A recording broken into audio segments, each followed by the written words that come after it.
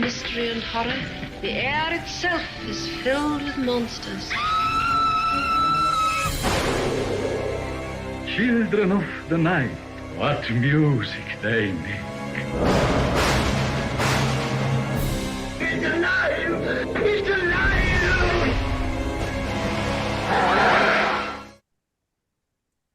Well, hello, all you monster fiends, and thank you for joining us for another deep dive, factoid-filled episode exploring Hollywood's most famous monsters. I am your master of ceremonies, and with me, as always, is Dan from Bleeding Marvelous. Say hello, Dan. Hello, Dan. Oh, so serious. Why so serious? Why so serious, Dan? Oh, we are here this week, and we are taking on another universal monster. I wonder who it could be on Dan's backdrop this week. I don't know. It's Claude Rains. No. You're dying to know who I am, aren't you? Oh, wow. We are doing The Bride of Frankenstein. So I will get the disclaimer out the way with, and we will crack on into The Bride of Frankenstein. So everything discussed in today is our opinions and our opinions alone. If you'd like to discuss anything from today's episode, please come and join us in the comment section, where we can have an open discussion. What we won't have is anyone coming for us and telling us our opinions are wrong. We can all agree to disagree in fandom, so let's keep it fun, keep it kind, and keep the toxic behavior out of nerdism. Thank you. I did notice last week that I did say comic or comet. I couldn't say comment. It's been a long, long day. I don't know what happened last week. Last week, if anyone wants to go back and watch, was an hour and a half of us talking nonsense. About Jigsaw. Still don't know what that's about, but still. It went though, and it went really well. But you got it out of your head. That's the most important thing. Yeah. John Kramer is out of there now, and the bride is in there, and I don't know what's worse right now, Jigsaw or the bride. So we'll soon find out. So, The Bride of Frankenstein, released in 1935, scoring an impressive 98% on Rotten Tomatoes. Oof. I know. Directed by James Whale, starring the one and only Boris Karloff, Elsa Lanchester, Colin Clive, Ernest Thesiger. I could say it earlier today, and everyone's favourite screaming lady, Una O'Connor. So, to a new world of God and monsters, we belong dead, as we bring you The Bride of Frankenstein. Ta-da. Thank That's you. some jazz hands right there. Yeah. Thank you. So, most important question. Does the bride make a good monster? She doesn't get enough time. It's purely and simply. That's probably the most obnoxious laugh I've ever done. I'm so sorry.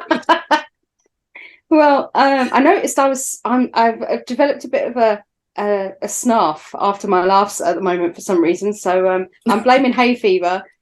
Either that or I'm morphing into some kind of animal. So I apologise now. But yeah, that keeps happening. So I would blame hay fever. I blame it for everything. Everything that's wrong with me, I just go, it's hay fever. What you gonna do? Yeah, she doesn't. 5 minutes. Yeah, 5 minutes. Yeah, literally the last 5 minutes of the movie. The build-up is all to that last 5 minutes. I think it was perfect the amount of time she had, because you established so much in those 5 minutes. Mm-hmm. But the movie was never about her. No. And even though it was called The Bride of Frankenstein, and you think it's going to be about the Bride of Frankenstein, it's not. No, it's not really. It's got such a deeper message than just the reveal of the bride. And it's amazing how for 5 minutes screen time, we have one of the most iconic looking monster characters that has ever. Do you know what? Just a disclaimer here. I have just touched my roots up with a root pen. I should have left them. So yes, the most iconic monster character. Yeah, she's always been on my radar ever since I was little. There was something I found incredibly fascinating about her because she was so unconventionally beautiful, even with the scars. Like Jack Pierce was so. I saw the interview where someone had said, I think Elsa covers it in her biography, or it's a biography she wrote, about how Jack was so specific. It took him about 2 hours just to lay that bottom chin scar because he wanted it to emphasize her chin to a point of where it made her look otherworldly. Like because she had the dimple, they knew that she'd automatically be recognized as playing the Mary Shelley character at the beginning, so they knew that there would be that thing. So he wanted to still do a beautiful glamour makeup on her, but he also wanted to take away the conventional lines of a woman's face and replace it, make it try and look like it had been stretched and stuff without making it look gory, like a Cenobite. I totally get what you mean. It's to define the line of the jawline, to make it look like it's been literally this. If the skin is taken up and pulled down, you are going to get like a tight jawline. Does work. I just need me one of those. That's what it is. Yeah, give me Jack Pierce's makeup any day. As long as he doesn't do what he did to Karloff, it's all right. I don't want no hot glue. No, it's fine. And speaking of Karloff, one thing, I've been watching a few documentaries today, and one thing that kind of bugged us was that he was credited as Karloff. Didn't even bother he was so well known, they were like, it's okay. Fuck the Boris. We're just going to call him Karloff. And Elsa wasn't even credited. She was a question mark. She has been now, apparently, when they've gone back in. If you buy any of the Universal box sets and you watch those, they apparently have changed the question mark to the bride, or it says Elsa now. I can't remember. I saw it on one of these many documentaries that I've watched. They basically said that she was a question mark, but it was either after she died in 1986. I want to say she died. 86. After that, they felt... check the date. I didn't actually check the date of her death because for some reason, don't know how. Generally thought she was still alive. It's impossible. She would have been 121 years old if she was still alive. Yeah, absolutely impossible, like I said. It just still blows my mind. She's Katie Nana. Like, it's Katie Nana. So yeah, it's still, I thought she was still alive. A lot of people don't know that Elsa was born in Lewisham in London. And she was just from a normal place. I mean, what the biggest thing about it was she met James Whale through, she owned a nightclub. Her and her husband invested in a nightclub when she just started doing a lot of stage shows, and she had opened up the Children's Theatre in London. Oh, wow. Which is still going, but it's in a different incarnation now. But she was the founder of the Children's Theatre of London. So she opened this nightclub, and James started frequenting because it was more like nightclub was a very liberal place. It was a bit bohemian because Elsa had been brought up in a family that was incredibly bohemian. I found out some really sad things about her mom. Basically, Elsa's parents never got married, which back in early 1900s, it's a no-no, obviously, as we all well know. Bastards born out of wedlock, all that sort of thing. But they were both very bohemian. They didn't believe in the ideals of marriage. They didn't believe in God. They were atheists. Wow. And they wanted their children to grow and learn on their own. If they wanted to do something, they were happy to encourage the child to do it, but they didn't want to push the child. That's so progressive, especially like for the time. Yeah, so you're talking, Elsa was born in 1902. So yeah, she's definitely not alive. At the age of 10, they enrolled her into a ballet school. But what actually happened to her mum was that her grandfather, Elsa's grandfather, her mother's dad, had the mum committed, because they said that her ideals, well, obviously she was insane, because her ideals didn't fit with clearly. the narrative of the time. My God. Which now you just look at and go, that's a normal person's ideals. It's, Yeah. But in early 1900s, it was a massive no-no. So she was committed to an insane asylum. Oh my God. By her dad and her brothers. So her brothers had something to say about it. My goodness. Mm-hmm. But when Elsa decided she wanted to go into dance, she wanted to be a ballerina, she wanted to learn like free-flowing, all that fancy kind of freestyle dance that they started doing in the early 1900s. I'm just dancing away here. Yes. Free flowing. No, it's I think ballet is just it's a beautiful way for dance. Like there's something so I don't know how to describe it, so statuesque about ballet, with it being floor as well and having that perfect posture and everything. Not for me. Mm-hmm. Walk around with a stick up my arse, or absolutely no rhythm whatsoever. But I do get the thing for ballet.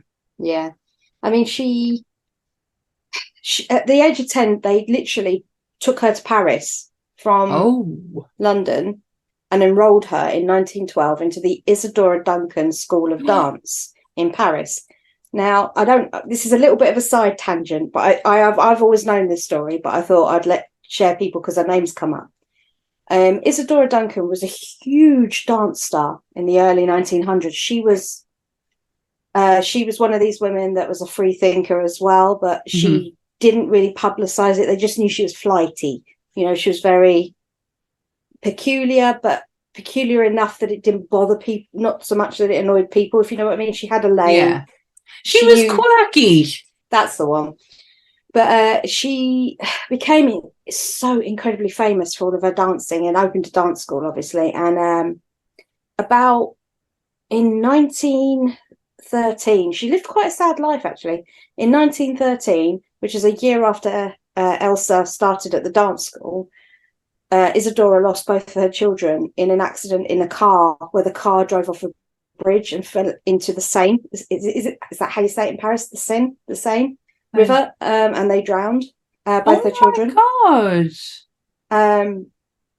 So she then sort of went off the rails a little bit, and she got a little bit more experimental in her dancing, and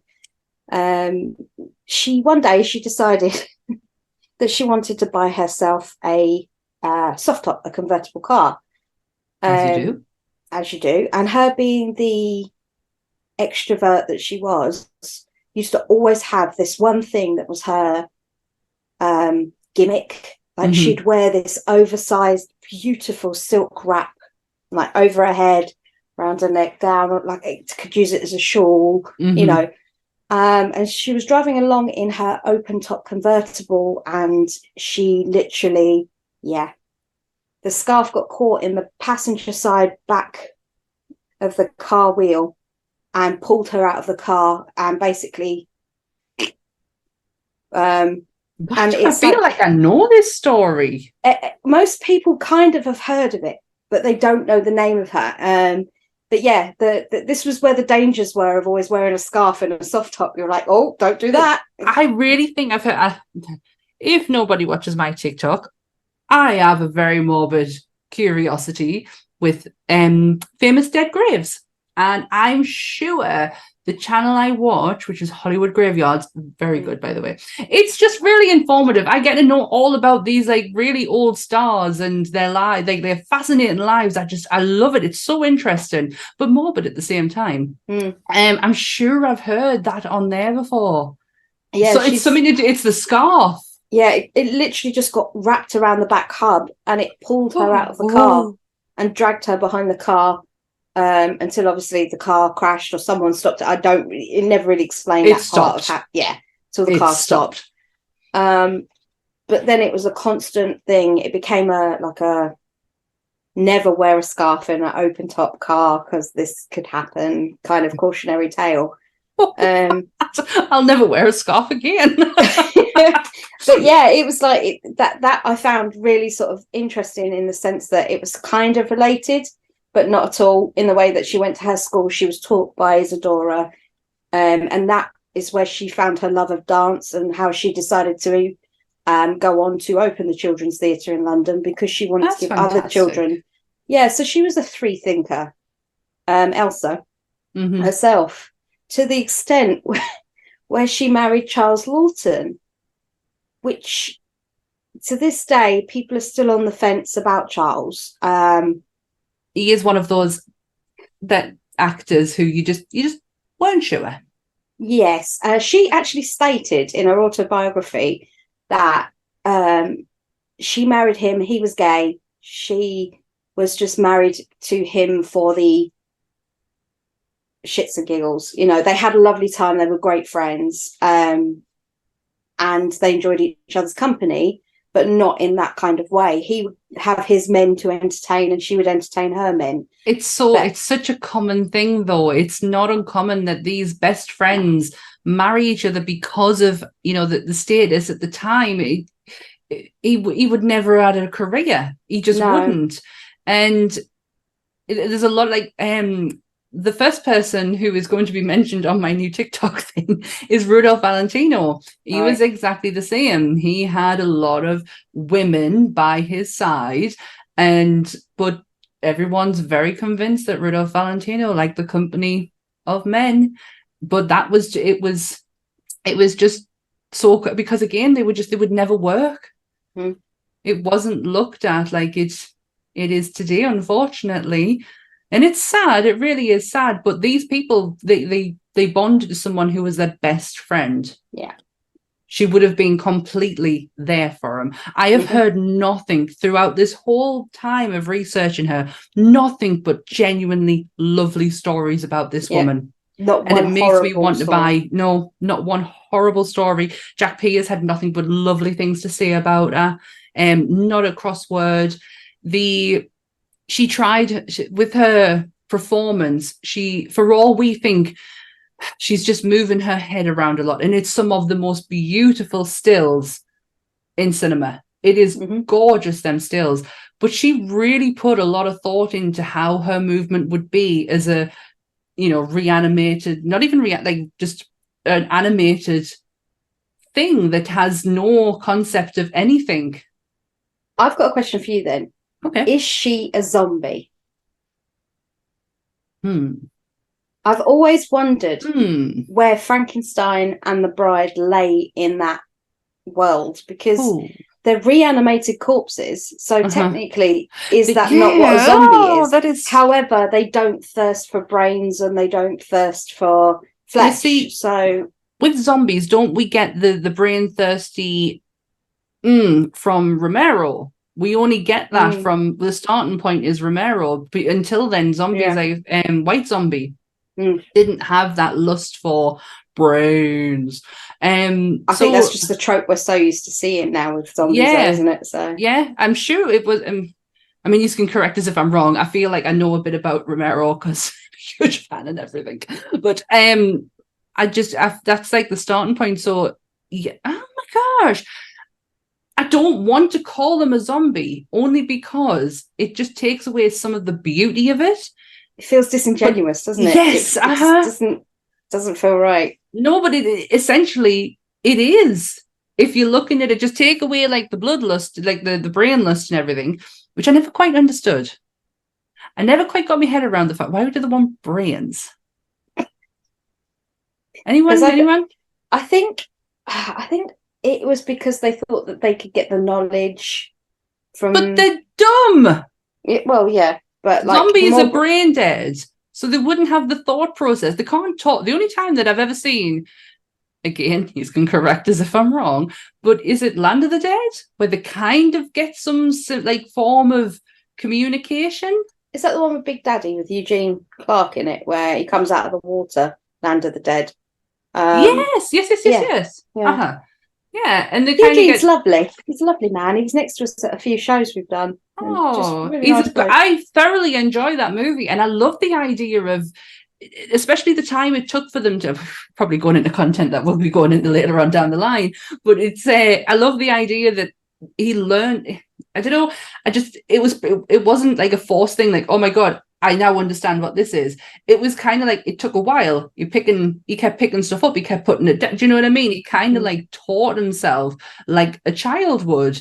And I thoroughly enjoyed that aspect. See, and you can link that back to Frank when he's with I'm going to call him Frank. I know he's not Frank. I know he's the monster.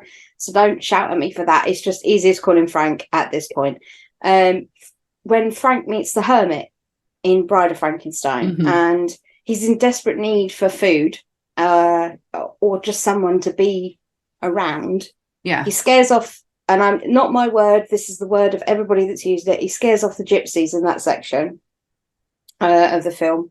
And he's just kind of asking them for food, but it didn't come across that way. So they obviously get scared. So then he finds the hermit and he goes in.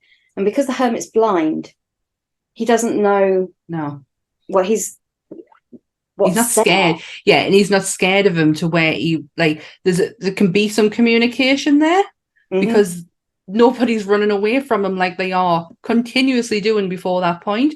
Now, that was one thing Karloff hated originally, was the fact that Frank, again, I'm going to call him Frank, or Frankie. I kind of like Frankie.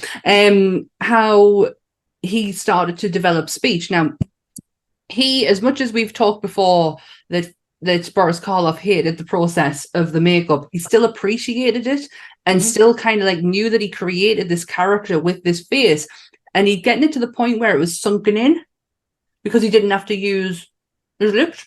And that iconic look that you see with the sunken in face is from Frankenstein. Now, in this one, his muscles are working, his cheeks are working, which means that Frank's face is no longer the original face that you see in Frankenstein. It's now filled out, and this is why you've got more fuller face Frank, is because they had to lose all the sunkenness that Jack Pierce had just beautifully crafted, because obviously the only way our mouth works is the muscles in our face.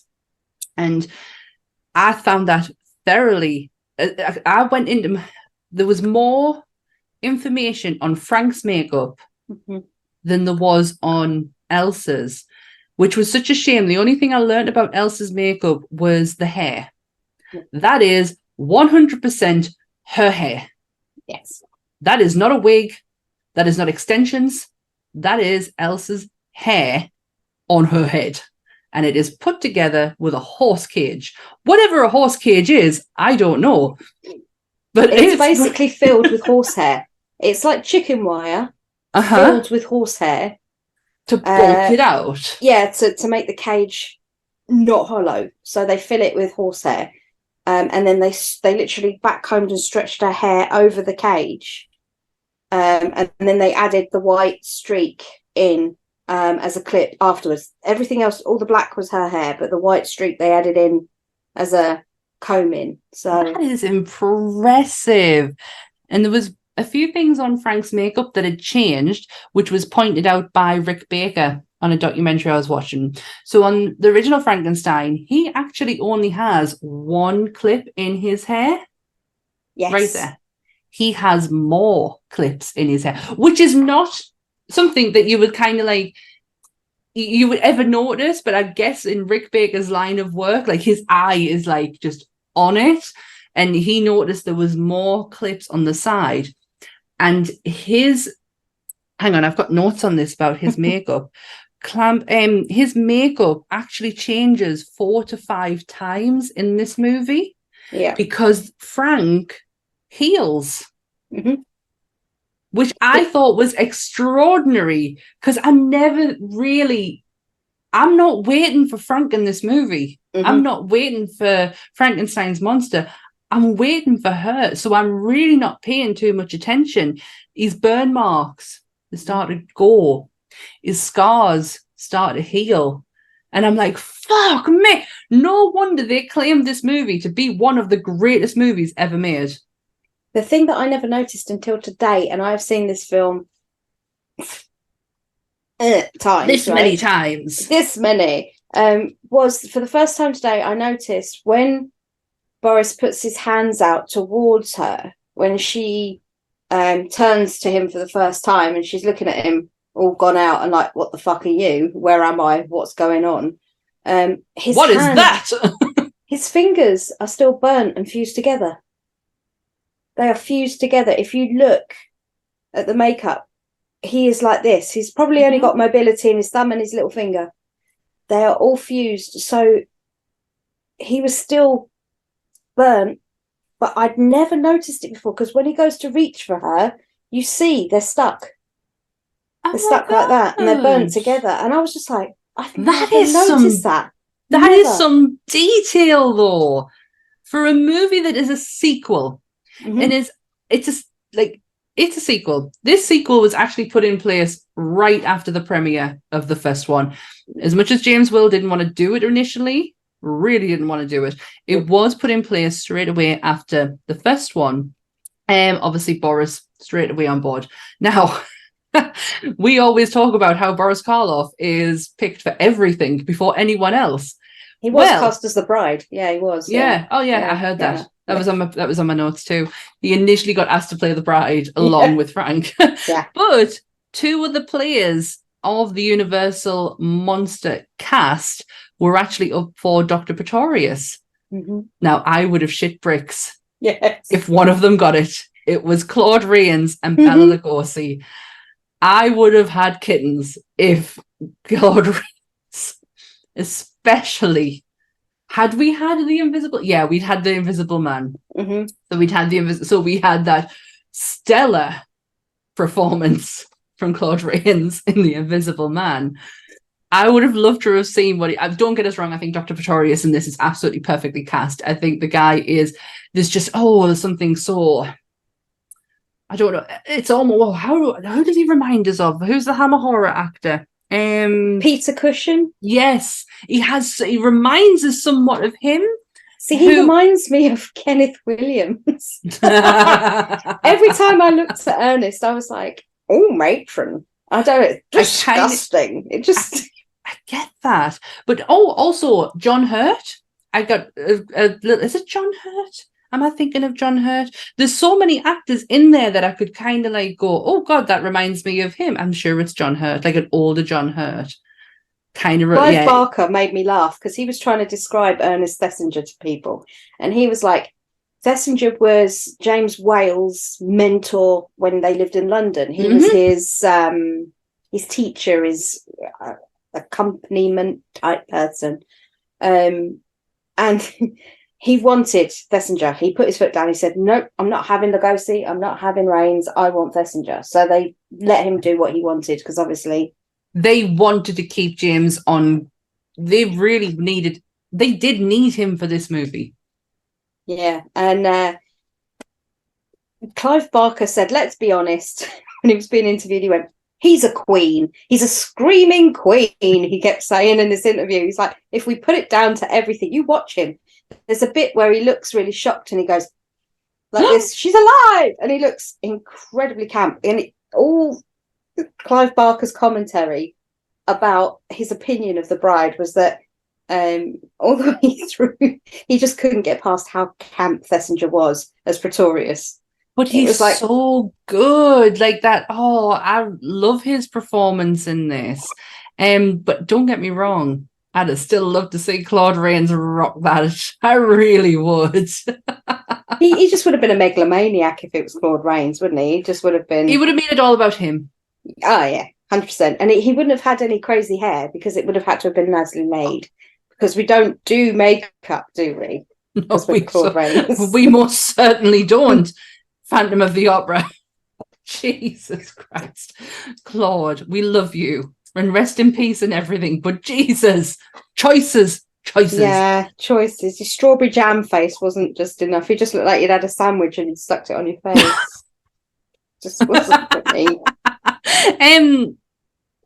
James Whale, though, the studio I mean, you mentioned there that he had to have the guy who, I still can't say his name, even though I said it earlier on today and I was so proud of myself. He had to have him. He also was given everything. Mm-hmm. You want a lavish set? You can have a lavish set.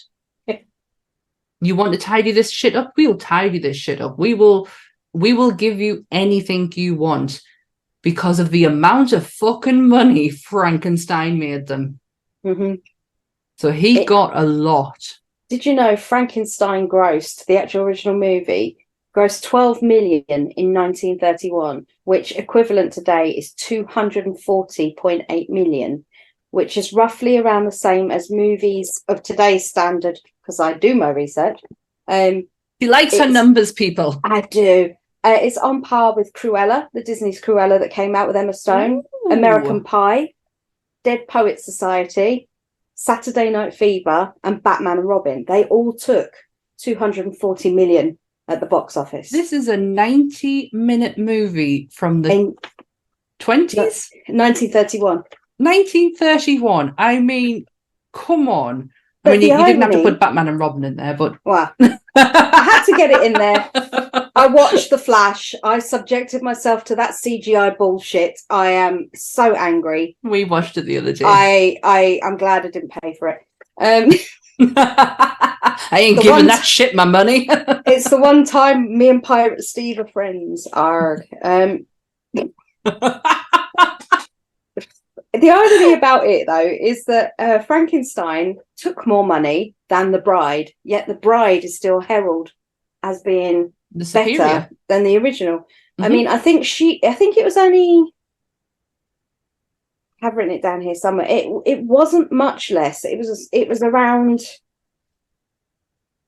7 million less, but still, as a sequel, it's a cursed thing to do in Hollywood. At that time, I don't think it was, because I don't think the curse of the sequel would happen back then. I don't think we had sequels like what we do, especially what we do now, but I don't even think there was sequels back then. This was the first ever Universal Monster sequel. But they milked the shit out of the word sequel after this, didn't they? Let's be honest. Oh, absolutely, because then you've got every other incarnation of Frankenstein. It's like when I went through The Invisible Man, which I'm not doing again. Go back and listen. But there was loads of them, and you had like stuff that branched off, like God, I still can't say this. Abbott and Costello meets Frankenstein, the Invisible Man, the Wolfman. You then get that incarnation of it too, and it all comes from you. Carl Laemmle Jr. knew exactly what he was fucking doing. Oh yeah, until he lost the studio a year after this film came out. How in God's name? In 1935, this movie comes out. It makes approximately 7 million less than the original by today's money, but is heralded a masterpiece even in 1935. Mm-hmm. Come around 1936, he's lost it, gone. The studio is gone. That the Laemmle family have absolutely nothing to do with Universal whatsoever after that. What did he do? I couldn't find out. I'm sure if I'd had more time, I would have been able to dig it. But I literally only found this out about 2 hours. They never mentioned that in any other documentaries I watched today. Yeah, so I was really shocked. I was like, that was soon after such a successful movie. I bet you it was a card game. I bet you he lost it all to a card game. It'll be something really ridiculous. But I did find out that there was an extended version. They had to cut around 20 minutes out. But did you know the scenes that were cut? Did you hear about? Well, I've got a feeling when you say them, I'm going to remember them. There was a whole section to do with her. There was stuff to do with her, but the biggest scene that was in there that had no context or no bearing on the storyline whatsoever was the actor, and forgive me, I didn't write his name down, that played Renfield in the original Dracula, the Universal's Dracula. The actor that played Renfield. It's... Keep going. I'll remember. He plays, I want to say, is it Carl Igor character in this movie? And there was a whole sort of setup about how he went a bit crazy. Mm-hmm. And the gist of it was Laemmle put his parents in the film, and Carl killed Lemley's parents and blamed it on Frankenstein.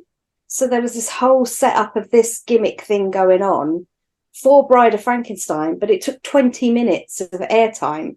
And when they showed the first, like, they do like test screenings, they showed the first test, people hated that scene. They hated it, so they cut the entire scene out.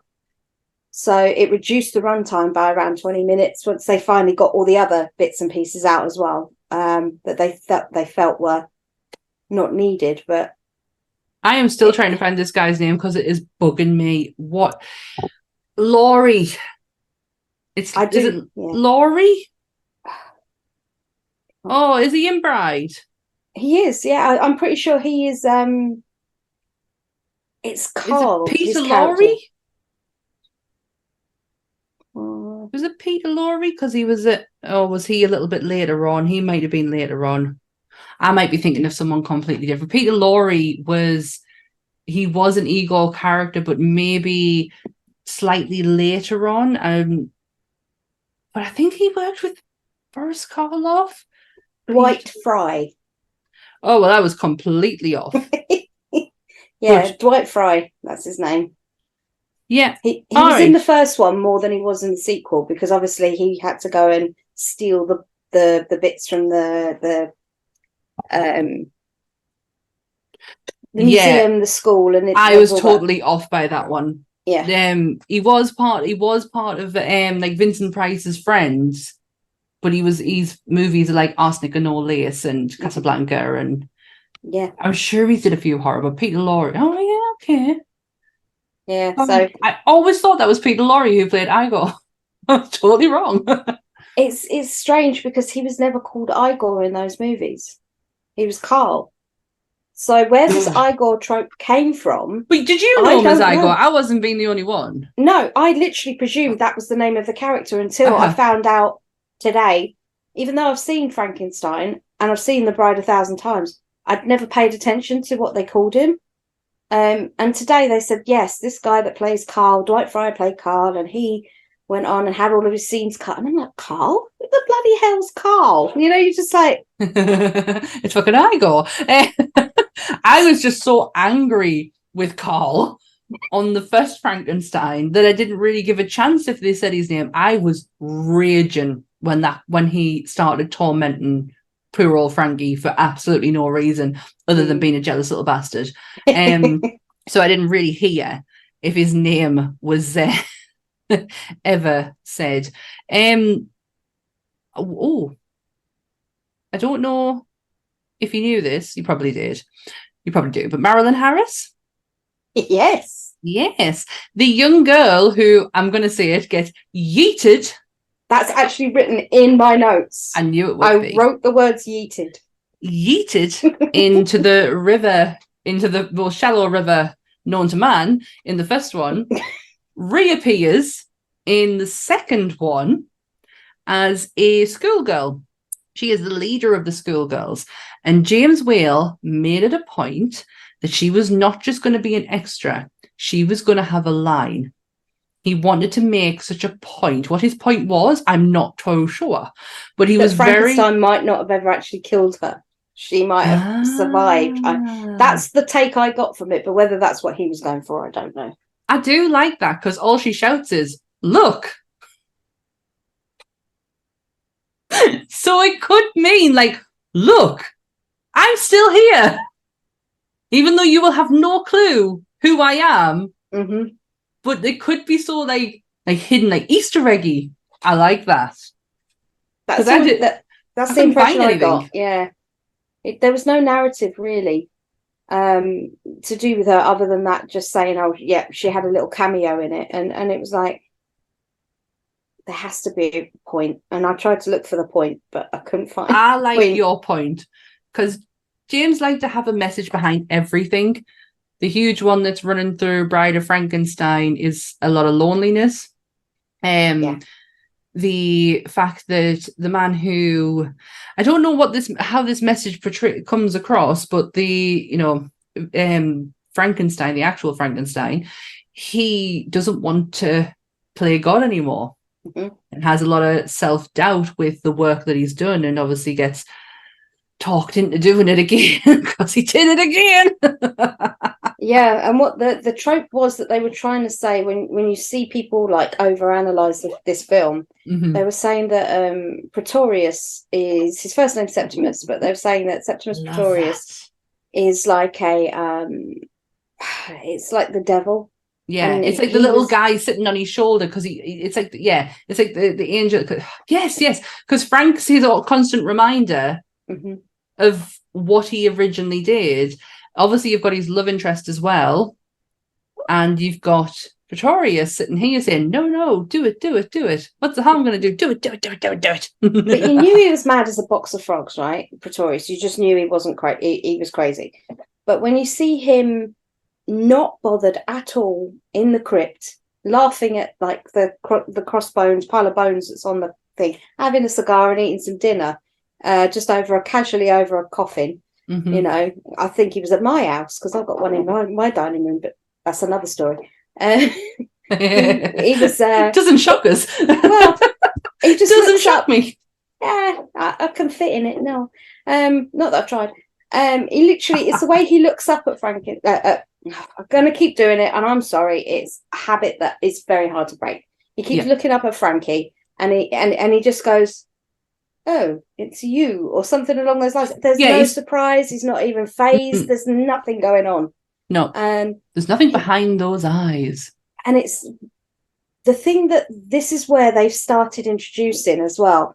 When he says to Frankenstein's monster, "We're making you a friend, a woman," because he starts talking about. He says to him, "Me no like life, me like dead," or "me like death," or something like that. He has that little section where he says those words to him, and he says, "You're wise beyond your years," or something like that, or "beyond your knowledge," or something like that to Frank. And then he says, "Well, we're making you a friend."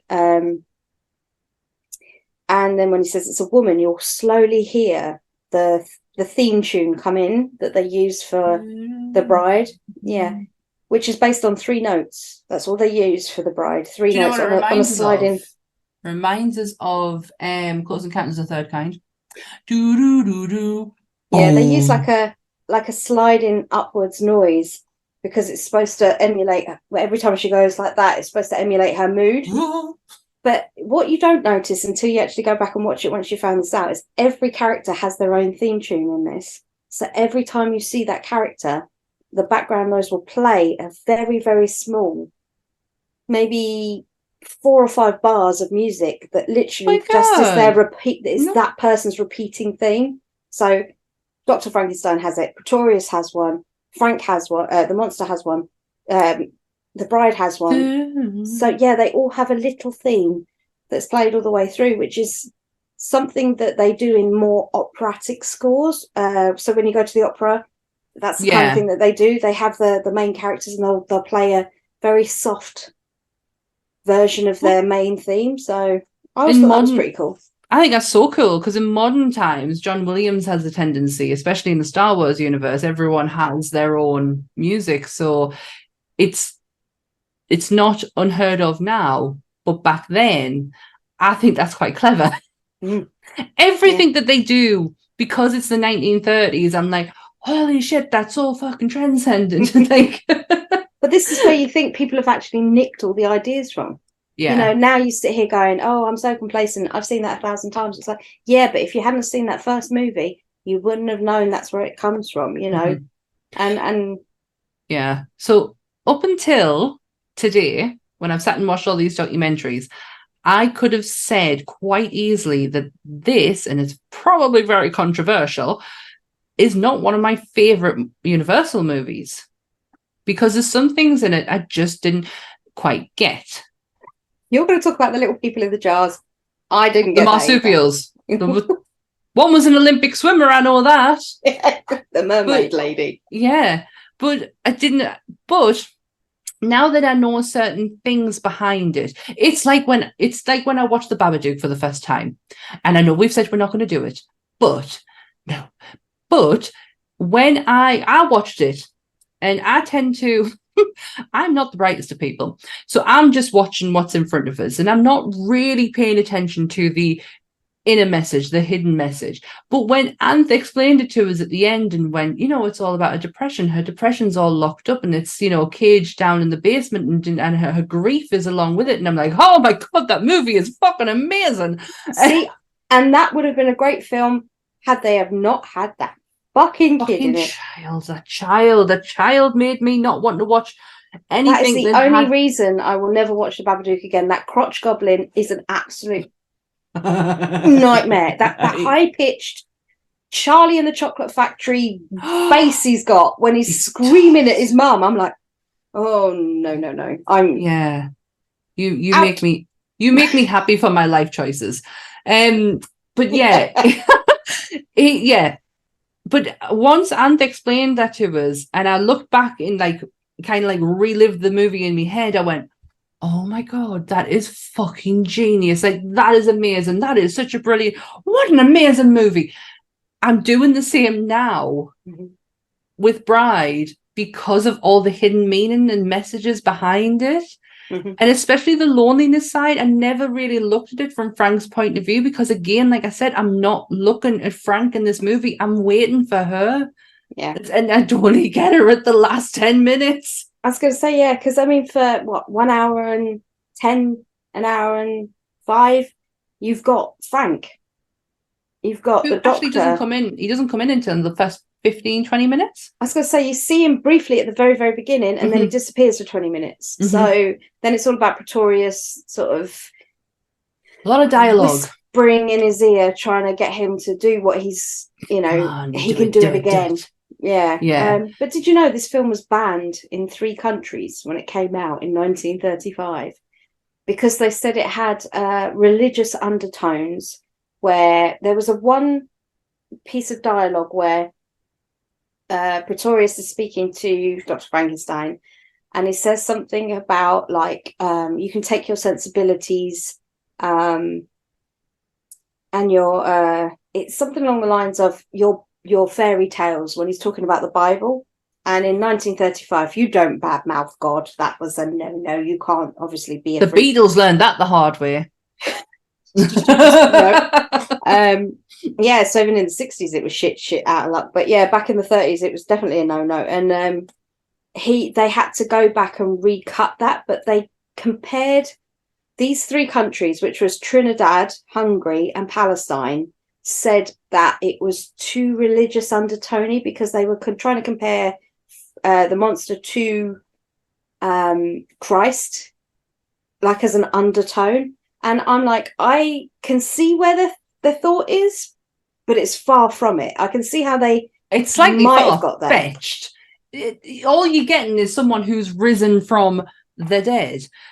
That's the only thing that, unless I am not very versed upon my Bible, I might say. So kind of I don't quite get it. But I think it was because nothing else had come about before of a movie where something had risen from the dead. That was the only other reference they had was Jeebus. That was it.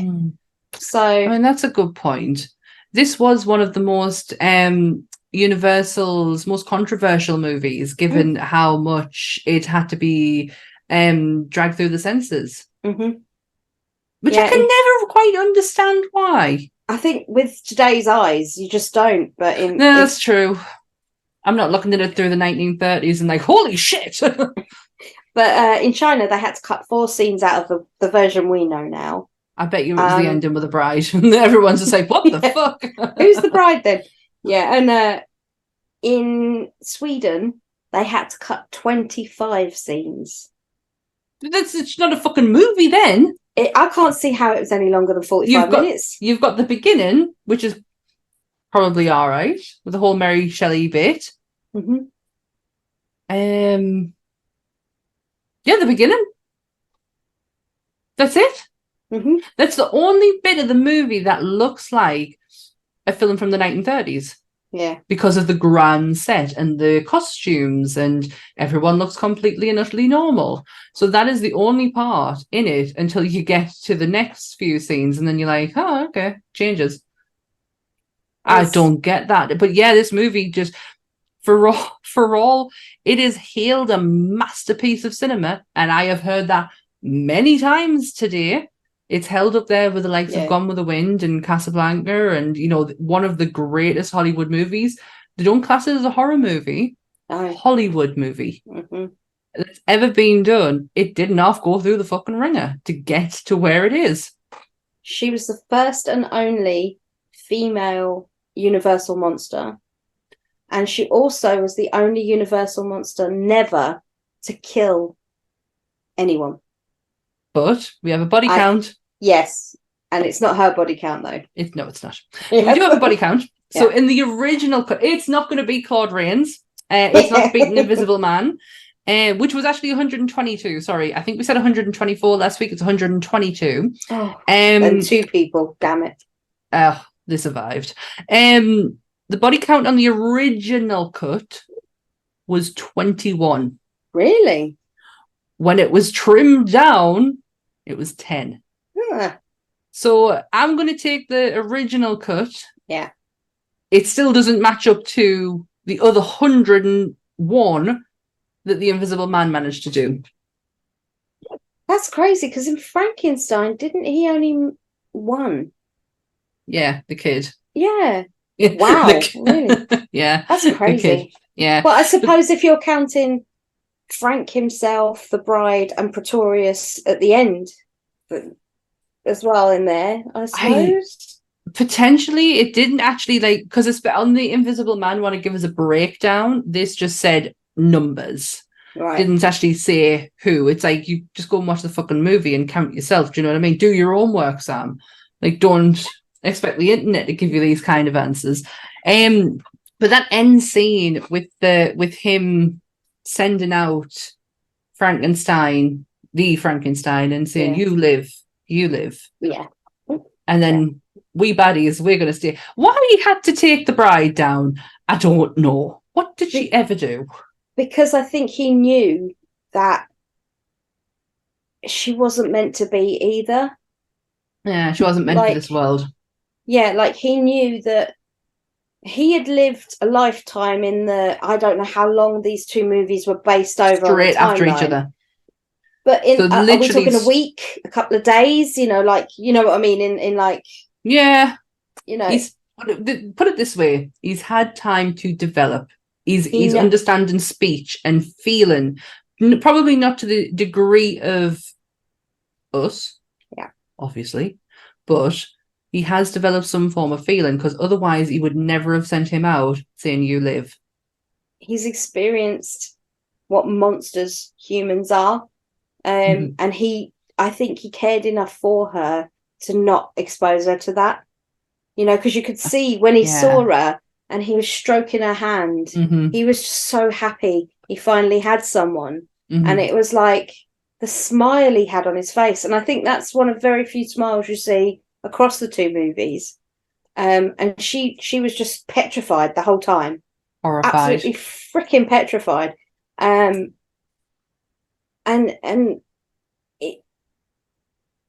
I think to this day, that line will always stay with me, because it was actually voted number 63 in the top 100's greatest movie lines ever stated. We belong dead.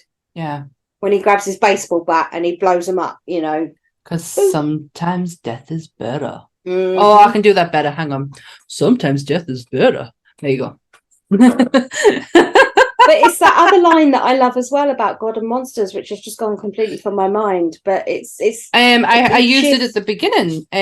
It's Pretorius who says it, and he's just standing with them, and it's, oh my God, Sam, you didn't write that many notes. It was it's like a cheers. Yeah. To a new world of God and Monsters. That's it. Mazel tov. You know what I mean? Bless you. It's like a cheers. And it's Pretorius who says, I love that line. And I love the fact that James Whale's biography movie with Sir Ian McKellen and a very young Brendan Fraser is named after that. Even though I did once disgracefully say the wrong name, I apologise. I have watched the first part of that. I just never got round to finishing it. A sad thing about the whole Colin Clive thing was there was an icky situation where they cast Valerie Hobson, who played his fiance. She was only 17 at the time. And he 17. Was 34. I read that. That was a bit. I mean, okay, different time. Oh, can't really comment with today's eyes, but no, thank you. There's that. No. Yeah, that's on the line of. But I know nothing happened, but still, nothing physical or anything. But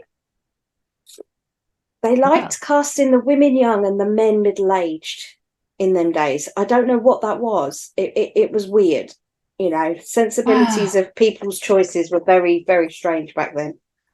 But Colin Clive, that was very, very sad. Dr. Frankenstein, in 1937, he died 2 years after. He basically died of tuberculosis, but he had issues due to long-term alcoholism. He was a proper, 100% alcoholic. He died, but his ashes were left unclaimed in an LA funeral parlor for 40 years. Colin Clive. His ashes were left unclaimed for 40 years. That shocks the life out of me. Yeah. I begin because of my morbid curiosity. I follow a lot of accounts who do go to okay, so for example, the kid who played Pugsley Adams in the original Addams Family unfortunately passed away in 2014, and he was just handed to his family. And a lot of people in the death community had reached out. They have this group, and they reached out and said, we would like to take him and we would like to inter him into Hollywood Forever Cemetery. I think that's where he's at. And we want to do it on our dime. They've obviously had a GoFundMe, and we want to do it on our dime, but we believe he belongs here. He was a Hollywood star. He belongs where people can come and appreciate him and, respect him and everything. And the family were totally fine with that. And that's what they do. They find people who it's really sad. A lot of Hollywood stars have a lot of unmarked graves. Yeah. Because as we are now finding out with the strikes, they're not as well off as what we think they are. No. I have to say, some of that has been a shock, seeing how very little some of the more well-known faces that you see on TV regulars, and how little they're on, because you only ever hear the main cast. Ross, Rachel and Phoebe were getting $1 million an episode when they were filming the last so you automatically think everyone else is getting that. But it's terrible. And especially the fact that during the pandemic and the fact that they couldn't work, the residuals should have really kept them going, and it didn't.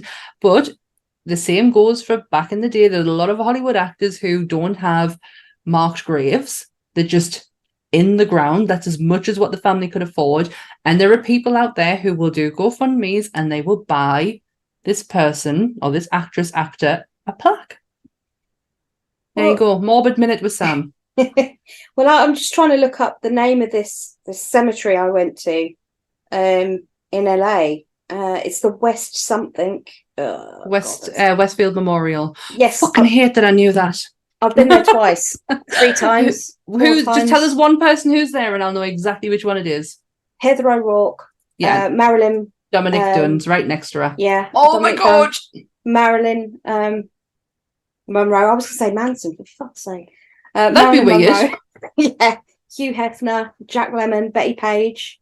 Yes, I know exactly which one it is. Yeah, and it's in the middle of an office block. You've got an office block here, office block there, office block over there, and it's just this tiny little, like a rectangle in the middle of this concrete jungle. And you're walking around, you're going,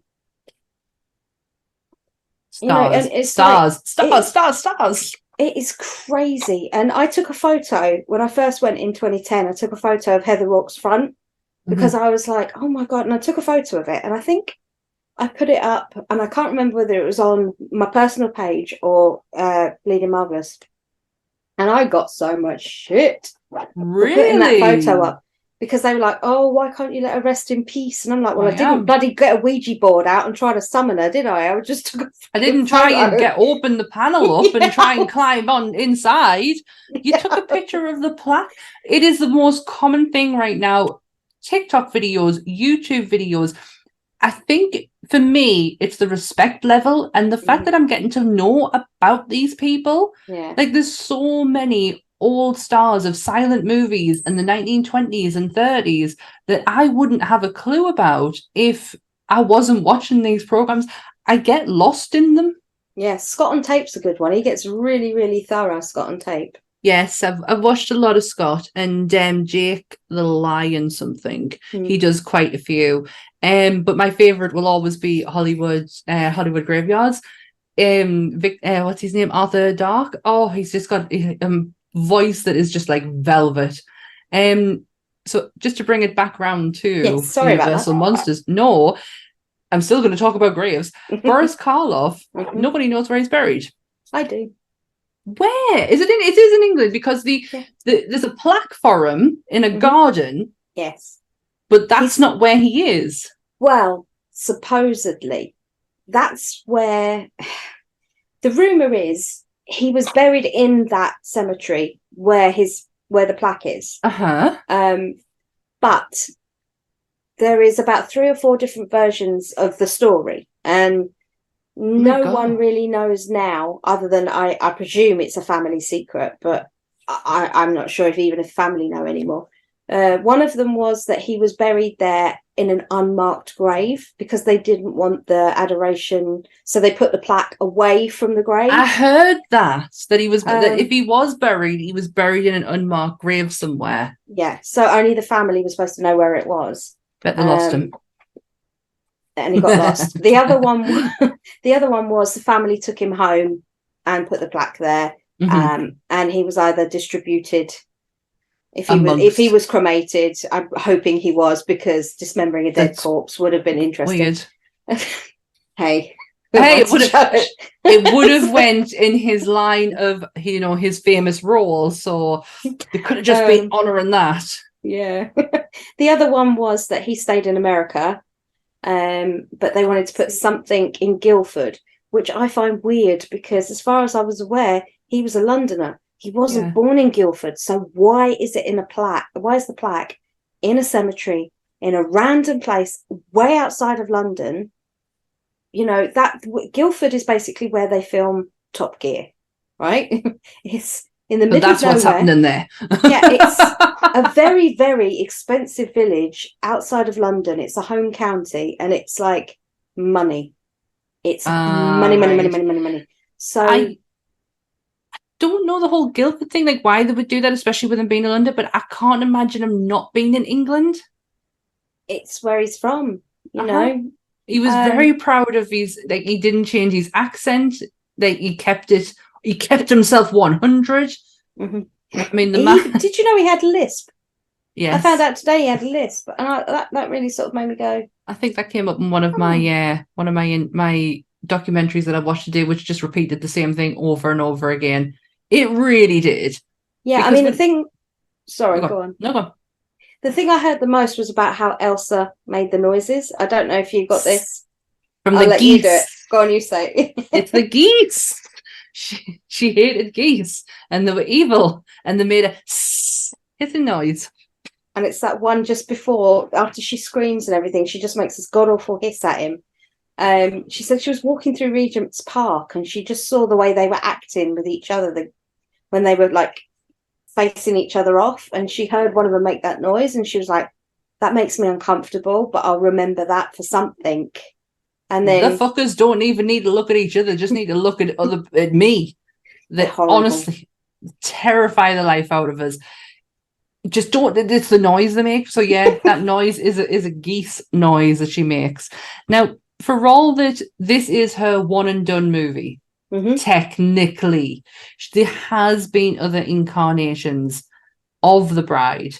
The one that I didn't see, which is probably the most obvious, is Helena Bonham Carter in Mary Shelley's Frankenstein, which technically could be classed as the bride, not the way that you see her is Mhm. Elsa plays her, but the idea of her is the bride. Well, they stuck to the novelization, didn't they, for the Kenneth Is- Branagh version? Is that the one that's called the modern Prometheus? Yeah, I think it's Frankenstein, parenthesis, the modern Prometheus. yeah, Yeah. Prometheus. That was the original name of the book that Mary Shelley wrote in 1818. Right. So in that book, it covers the bride, which is something that obviously they had thought about doing at some point. They must have done when they read Mary Shelley's book and saw that it went on for that long. They must have thought, right, we can make 2 movies out of this. Mhm. But when you do the Kenneth Branagh version, it's all in one and it's really zipped through pretty quickly. And it's De Niro, isn't it, plays Monster. Yeah, and so I'm not gonna lie, I quite like it. I like it. It's different. It's completely different. Yeah. Don't try and compare it to this. It's not. No, it's like comparing the monsters to it. You know, Herman and bloody Lily. They are the bride and Frankenstein's monster. That's what they are. But they're not at all at the same time, you know. So yeah. Don't try and compare it. I'll tell you which one I did like. And we haven't done Frank by himself, have we? We're not going to have a lot of things to go off with Frank, you know, because he gets covered in quite a bit. But I did see Benedict Cumberbatch and Johnny Lee Miller at their stage show. And I saw that. I am so jealous. I saw that. I have to say I saw Johnny Lee Miller, because this changed roles. So I saw Johnny Lee Miller playing the monster. Yes. I've never had an opinion on Johnny Lee Miller. Never. Doesn't cross my radar. Not really interested. He is in one of my husband's favourite films. Hackers, yeah. Yeah. But I've not really had an opinion on him. When I watched him in that's acting. That was acting. When you can out-act Benedict Cumberbatch on stage and run fucking circles around him, that honestly, he was breathtaking to watch. I didn't want to see the reverse. I was so happy with what I got. I do urge anyone, because it is available to watch. You can watch both versions of them. Just to watch him. It's a pure masterclass of acting. Because he was engaged to, I don't know if he married Angelina Jolie, but I know that they were together at one point, weren't they? They were. And that brings me round to the fact that she was meant to play her, the bride, in the Dark Worlds revival. Yeah, the Tom Cruise nastiness that I'm glad they sacked off. It was going to be Angelina Jolie. For anyone watching on YouTube, you will see that my face has lit up. This is because I have taken to Wikipedia. This one really interested us, and not a program that I ever watched, but Penny Dreadful. So Penny Dreadful, the bride appears as Brona Croft, which is played by Billie Piper, an Irish immigrant with a dark past who dies of tuberculosis. Goddamn tuberculosis. She was a lady of the night in that, and she got really ill. And then Dr. Frankenstein got his hands on her, created her, but she was very self-aware in this. Penny Dreadful. So was Frankenstein. It was Rory Kinnear, Frankenstein in Penny Dreadful. And then you had her and him. And What the Hound? Is that Rory? No, Rory Kinnear is in Men. He's in oh god. It's not who I'm thinking of, though. If you Google Rory Kinnear, you'll see. I know who you mean. You're thinking of. It's not him. Rory Kinnear is the small little bald guy. It's definitely not him then. Yeah, his dad was Roy Kinnear, who was a big comedian in the 80s. But Rory's like a proper serious actor now, and he does a lot of stuff. He plays creepy weirdos really, really well. But yeah, he was cast in Penny Dreadful as the monster, and Billy played the bride. Now, when I saw that she was cast, I was like, really? No. But she did a bloody good job in that, and I was really quite taken aback. It's not The Bride as You Know It. You're not going in with any preconceived notions as to the Universal version, but she's very self-aware. She knows what's happening. She knows what she needs to achieve. I would say she gets more vindictive in this film than Pretorius does in the original. She's very crafty. She's very... So she's got thoughts. Yes, yeah. And for the time base of when they set it, which is, I think, around the same time as the movies, I think Penny Dreadful's somewhere in that like 1800s, late 1800s, early 1900s. Yeah, it's set in the same timeline, so that the aesthetics is roughly the same, but it's not the same. So it's a whole I would recommend it, and I do. Timothy Dalton, Eva Green, Josh Hartnett. It's the aesthetic wise, it's so up my street, and especially with the horror element to it, it's just something that completely bypassed us. And I just, by the time it was, I think this is obviously before the internet was the way it is now, that I just, I can just go and pick it up wherever I want to. But back then, I kind of had to go and really look for it. Yeah, I think the one that I can't not mention is the 1988 animated film Scooby-Doo and the Reluctant Werewolf, because that has the Bride of Frankenstein in it as well, and she is named Repulsa, and she is voiced by Betty Jean Ward. I know that name. Betty Ross in The Incredible Hulk. Yes. Yeah.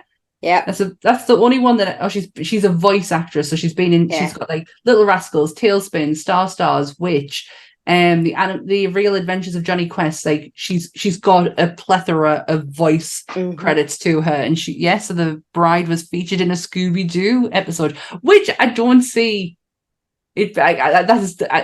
Yes, of course it would. Of course she would be in Scooby-Doo. I can't imagine like the Universal Monsters not being in the Scooby-Doo universe. My favourite fact of all the facts about Elsa is that she was 5'4". Well, you're gonna love that. She was 5'4", so she's in my wheelhouse. She was an inch taller than me. But now I found two different versions of what they said they did. One version said they put her on stilts, and another version said they put her on giant platforms. Giant platforms. So she was akin to the men. She had to be 7 foot tall. But if you look at her when she's next to the men, she's roughly their height. So I'm guessing it's got to be more like 6 foot something. They're in that sort of realm, really. But if you look, I noticed it today because obviously they give her the sheet dress. Yeah. When she's standing compared to when she's laying on the board and they pull her up and you see her all bandaged. When she stands up and she's got the sheet dress on, you can see it's right down to the floor. It's literally touching the floor because they're trying to hide the platforms, the bottom of but you can see them like through the material isn't like see-through, but you can see when she's shuffling and moving these great big like things punching at the material. And I was like, I could appreciate that, but she moved so well on them because I would have broken my ankle. She has so much grace. That's the word I've been looking for with the whole ballerina thing. Grace, dignity. The most beautiful thing about her is her clear head. Is the fact that when she looks horrified, and there is some moments of, but her eyes are still wondrous. They're still like looking around and trying to figure everything out. And she is one of, if not the most stunning monsters that will grace our list ever. Yeah. I mean, I don't know who would go about their way to try and imitate some of that in their daily life. I swear. Don't, because I'll end up matching you at some point. You know it's going to happen. I want to have some white streak in there somewhere. And I don't know who would like decorate their house with this kind of aesthetic. Let's just appreciate. I think we're going to do this every episode now. Appreciating Dan's background. If you're watching on YouTube, you will be able to see the fantastic background that once again that she has. If you're listening on Spotify or iTunes, go and get yourself on YouTube and look at it. It is phenomenal. The picture is my favourite. Beautiful. It's beautiful. It's made out of those iron-on beads. Oh no, really? Yeah, I got it done. Somebody in America made it for me, and they got this old frame, and they basically have got every gradient of white, grey, and black, and there's even a little bit of like tan brown Oh, where they made the wow. pixels of these two. So from far away, it looks amazing. Up close, it's a Monet. Oh no, So it's a perfect image like of them two. I actually have, and you're not going to be able to see it because I am in my office. But in my bedroom, above my bed, is on Ant's side Frank, and on my side the bride, and they were done by my best friend, and they are canvas prints that hang above our side of the bed. this one here, I don't know if you can see that very well, so I'll just move my There's little. kind of like a light shining on it. Yeah, that'll be. Oh, I can make her out now. I can see her face. This was done by Sean Davis. I've got the matching Frankenstein, so they both sit looking at each other as they walk up the stairs. So there's her there, and then there's Frank, and they're both looking at each other. But it's done with mainly dot work. Oh, that's incredible. I fell in love with the minute I saw them go up. I was absolutely in love with them, and I was like, "Yep, I don't care, want them." Carolyn's original paintings of the bride and Frank, I swear to God, were absolute. The colours in it. I've just got a print on canvas of the original, but my God, the colours on it, they were absolutely stunning, especially on the bride. I don't think she actually has the originals anymore. I think they went a long time ago, but her greens and blues she used for a background were absolutely gorgeous. And I am so lucky that I have the canvases on my wall, because I've looked for years, because I always wanted the Frank and bride on our side of the bed, and I could never find. It was always either one of them was looking this way or one of them was looking straight forward, and I just wanted the profile straight forward. Yeah.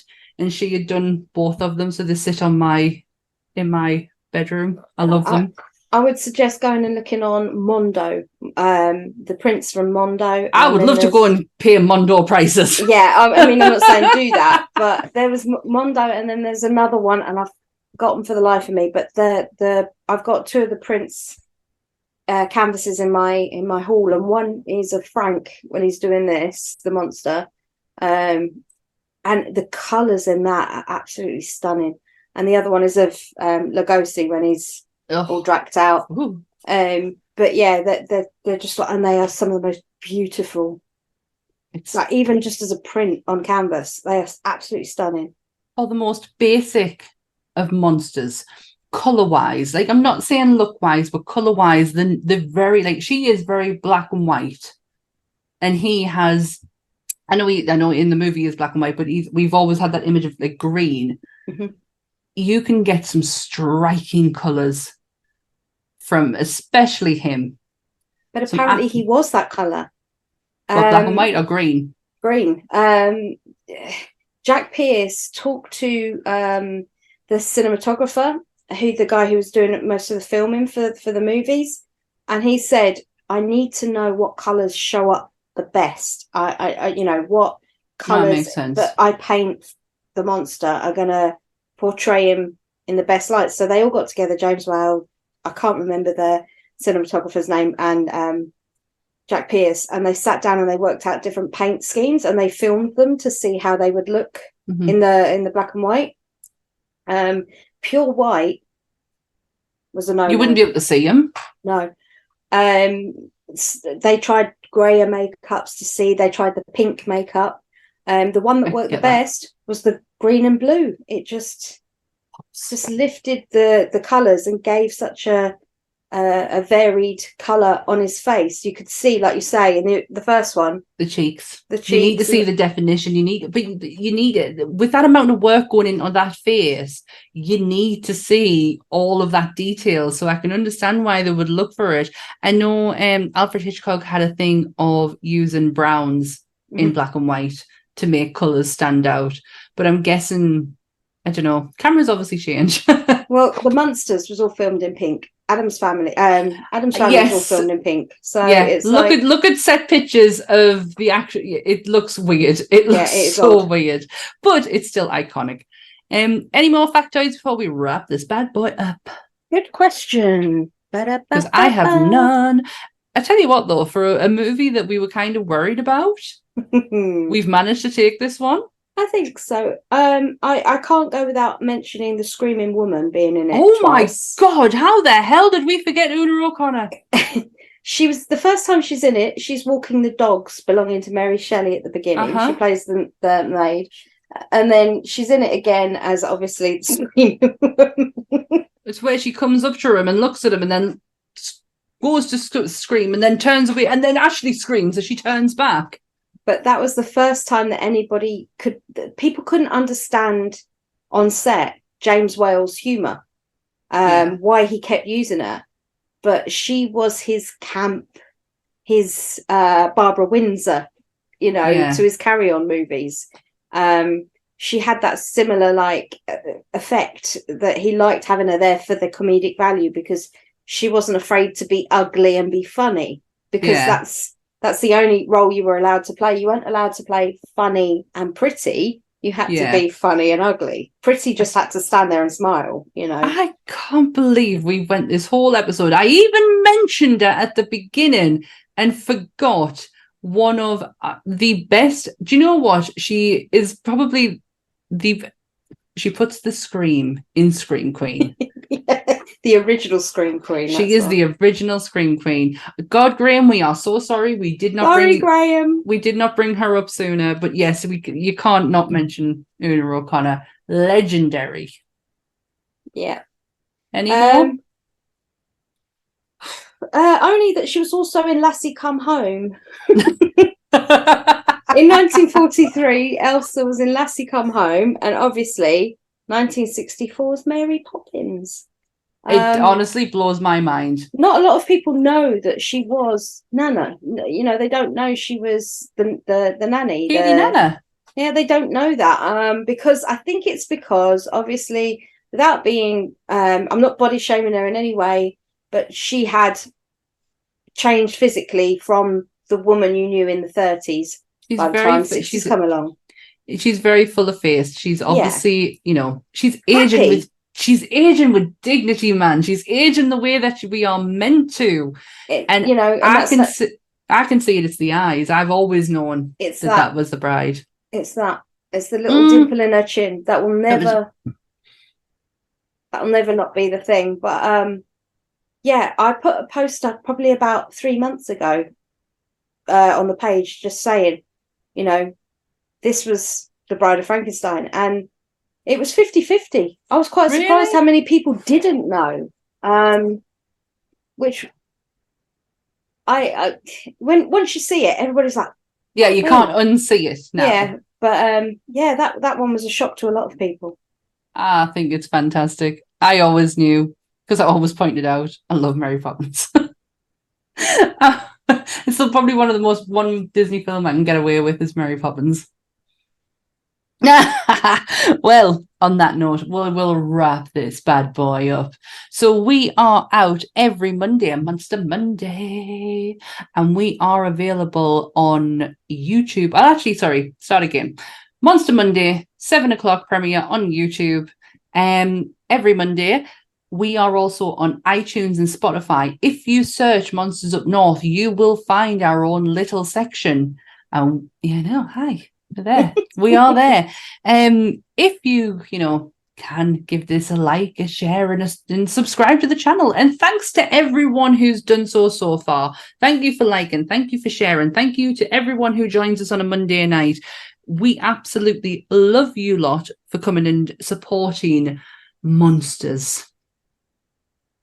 Yes. I don't like people, but I like yous. I like yous a lot. And if you're feeling, nice and generous, you might go back and watch some of our older episodes or even listen to some of our older episodes. Do you agree with us? Do you disagree with us? Let us know. We are interested. Next week. A little bit different. A little bit more of an up-to-date monster. We are going into the future.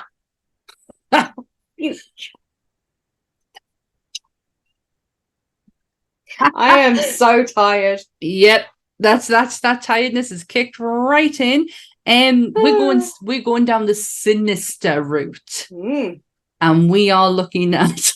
Do you want me to say it? Yeah. Bagool. Bagool, or if you're French, bagoule. Bagoulet. Yeah. Bagoulet, that's it. Hyphenated. Yeah, we are going to be doing the Bagool from the Sinister movies. Really interesting because he's a character that doesn't, I don't believe, get a lot of mention, especially within the horror community. We really focus on our Freddys, our Jasons, our Michaels. I don't think this guy gets enough credit, and he has done some absolute sinister work. So what you did there. So this may be a 10-minute episode, or it could be an hour and a half. Listen, we said this last week about The Bride. We've managed to drag this one out. We did well. I think it's going to be interesting. I'm going to be having a look at it I'm going to try and do it with a fresh pair of eyes. It's been a long time. Yeah, same. So please join us on Monday for our next episode. That's it. We did it. We did it. Bride in the bag. Gone. Well, thanks for watching, everyone, and stay nerdy, everyone. Wow, that went wrong. Let's try that again. You ready? Stay nerdy, everyone. Bye.